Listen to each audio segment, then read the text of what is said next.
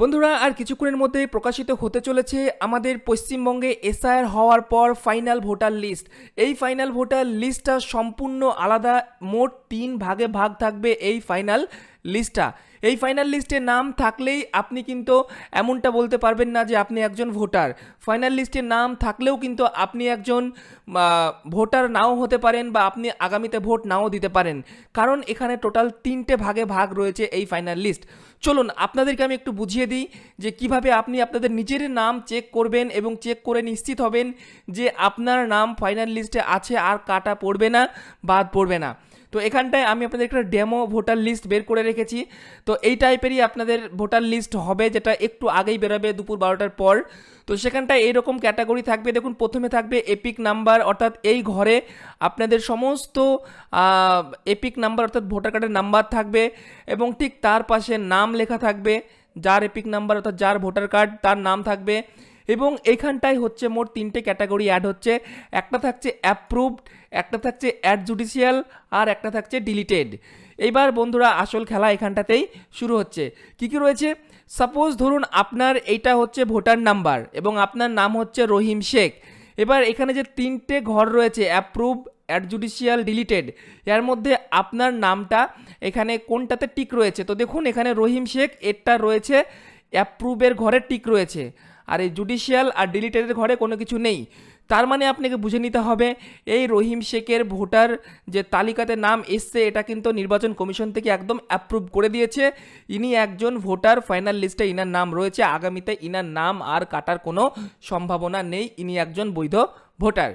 এবার ধরুন আরেকটা উদাহরণ, ফর এক্সাম্পল যদি এই ভোটারটার কথা বলি আমি, ইনার নাম হচ্ছে করিম মোল্লা।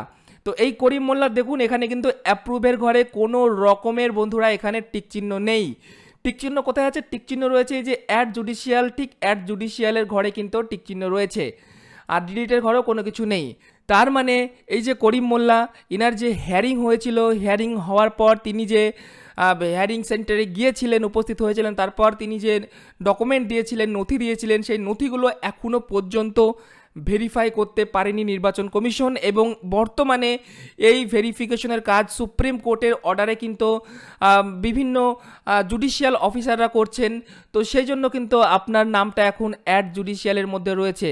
এবার অ্যাড জুডিশিয়ালে থাকলে আপনি কিন্তু এখানে নিশ্চিত হতে পারবেন না যে আপনার নামটা আগামীতে অ্যাপ্রুভডের ঘরে আসবে কি না, বা আপনি আগামীতে একজন বৈধ ভোটার হিসাবে থাকতে পারবেন কিনা, বা আগামীতে আপনি ভোট দিতে পারবেন কিনা। অ্যাড জুডিশিয়ালের মধ্যে থাকলে আপনার নাম কাটাও যেতে পারে, আবার আপনার নাম অ্যাডও হতে পারে, এটা কিন্তু আগে থেকে কোনো কিছুই বলা যাবে না। আরেকটা যদি উদাহরণ আপনাদেরকে দিই, সাপোজ ধরুন এই যে ভোটারটা দেখতে পাচ্ছেন, ইনার নাম হচ্ছে আলম শেখ। তো ইনা দেখতে পাচ্ছেন এখানটায় কিন্তু না অ্যাপ্রুভে কিছু রয়েছে, না অ্যাড জুডিশিয়ালে কিছু রয়েছে, ইনার রয়েছে সরাসরি ডিলিটের মধ্যে। তার মানে এই ব্যক্তির ডিলিট করে দিয়েছে ভোটার কার্ড, এই ব্যক্তির ভোটার লিস্ট থেকে নাম ডিলিট করা হয়েছে, যার ফলে ইনি আর একজন ভোটারই নন, হয়তো ইনি মৃত হতে পারেন, ইনি ভোট দিতে পারবেন না, ইনি ভোটারও নন, ইনি অ্যাপ্রুভডের ঘরেও নেই, ইনি অ্যাড জুডিশিয়ালের ঘরেও নেই। তো এইভাবে কিন্তু ফাইনাল লিস্ট কিছুটা হলেও এইরকম হিসাবেই বেরোবে।